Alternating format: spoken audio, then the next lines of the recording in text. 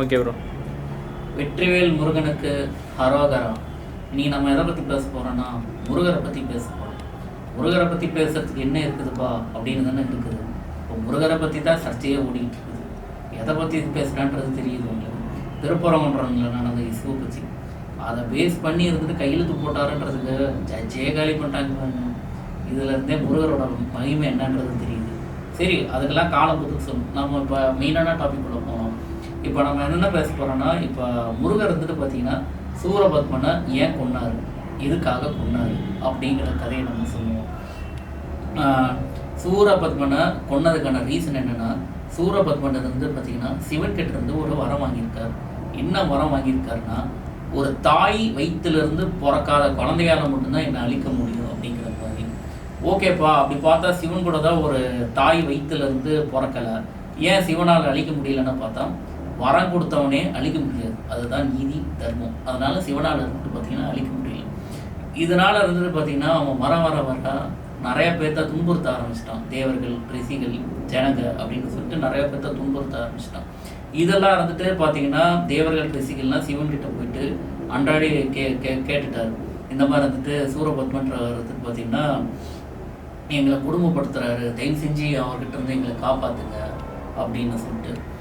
So இதனால் இருந்துட்டு சிவன் என்ன பண்ணார், அவரோட நெற்றிக்கண்ணில் இருந்து ஒரு ஸ்பார்க் மாதிரி விட்டார்.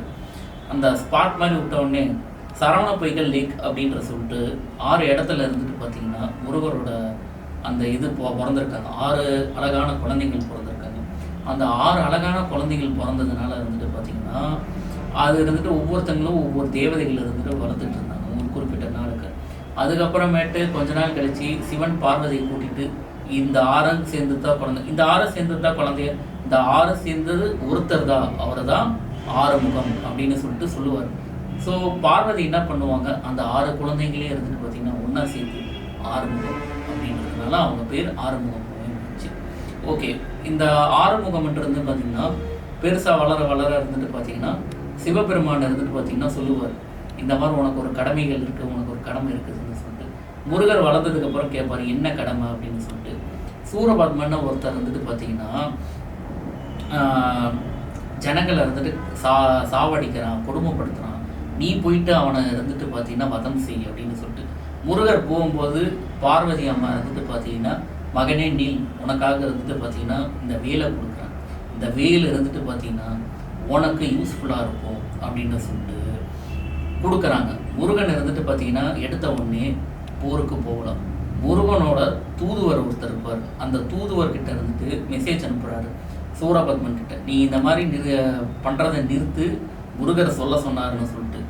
அதுக்கு இருந்துட்டு அந்த சூரபத்மன் இருந்துட்டு சொல்லுவார், உங்கள் முருகன் என்ன பெரிய பருப்பா, நான் வரேன்டா உங்கள் முருகனை டீல் பண்ணுறேன், வேணாம் வார்த்தையை விடாத, முருகனுக்கு கோவம் வந்துச்சுன்னா உன்னை வதம் பண்ணிடுவார் அப்படின்னு. நீங்கள் வதம் பண்ணாலும் பரவாயில்ல, என்ன பண்ணாலும் பரவாயில்ல, நான் தொடர்ந்து செஞ்சுக்கிட்டு தான் இருப்பேன் அப்படின்னு சொல்கிறேன். ஸோ இதை கேட்ட முருகர் வந்துட்டு பார்த்தீங்கன்னா போருக்கு போக ஆரம்பிக்கிறார். போகும்போது சூரபத்மனுக்கு 2 சகோதரர்கள் இருக்கிறார்கள். அந்த 2 சகோதரர்கள் யாருன்னா தாரகாசுரன், முனிஸ்கந்தன், சூரபத்மன், மொத்தம் 3 பேர் இருக்கணும். தாரகாசுரன் இருந்துட்டு பார்த்தீங்கன்னா வரான். தாரகாசுரன் வரும்போது இருந்துட்டு பார்த்தீங்கன்னா முருகர் போய் ஃபேஸ் பண்ணும்போது அவன் ஒரு மாய வித்தைகளை தெரிஞ்சவன். ராவணனுக்கு ஒரு தம்பி இருக்காங்க. அந்த தம்பியை இருந்துட்டு பார்த்தீங்கன்னா மாய வித்தை தெரிஞ்ச நேர்ந்ததுல இருந்து ரொம்ப வித்தக்காரன். ராவணனுக்கு இருந்துட்டு நேருக்கு நேர் மோதினா தான் பிடிக்கும். ஸோ அவரை இருந்துட்டு பார்த்தீங்கன்னா ஒதுக்கிடுவாங்க. அந்த மாதிரி தான் இவன் மாய வித்தைகளை தெரிஞ்சு ஒரு இல்யூஷன் மாதிரி கிரியேட் பண்ணி மாய வித்தைகள்லாம் இருந்துட்டு பார்த்தீங்கன்னா பயன்படுத்துவோம். அதை எல்லாத்தையுமே தகர்த்திட்டு முருகன் அந்த தாரகாசுரன்றவனை கொண்டுருவார்.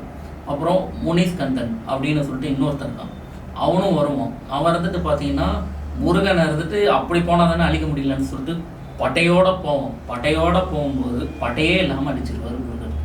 அதுக்கப்புறம் சூரபத்மனே டைரக்டாக இறக்குவார். இந்த வாட்டி மாயக்கலைகள், வித்தை, அப்புறம் இல்யூஷன்ஸ் இதெல்லாமே க்ரியேட் பண்ணி முருகரை இருந்துட்டு பார்த்தீங்கன்னா அட்டாக் பண்ண போகும்போது முருகர் 1 by 1 இருந்துட்டு பார்த்தீங்கன்னா எல்லாத்தையுமே அழிச்சு கடைசியில் சூரபத்மன் இருந்துட்டு அழிக்க போகிறப்ப சூரபத்மன் என்ன பண்ணுவார், அவன் தான் வித்தையை தெரிஞ்சவனாச்சு, அவன் மரமாக ஃபார்ம் ஆகிட்டான்.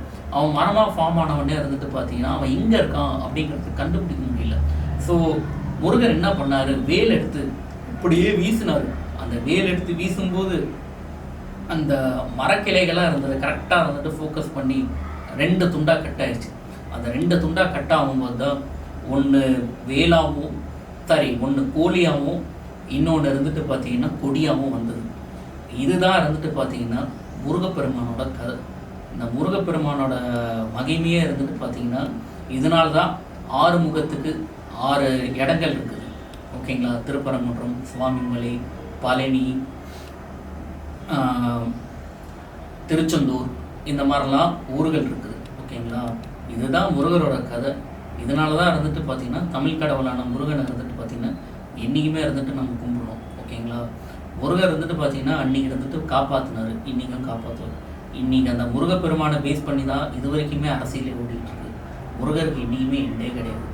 ஓகே ஃப்ரெண்ட்ஸ், நான் சொல்ல வேண்டியது சொல்லிட்டேன். நம்ம நெக்ஸ்ட் வீடியோவில் பார்க்கலாம். பாய், see you.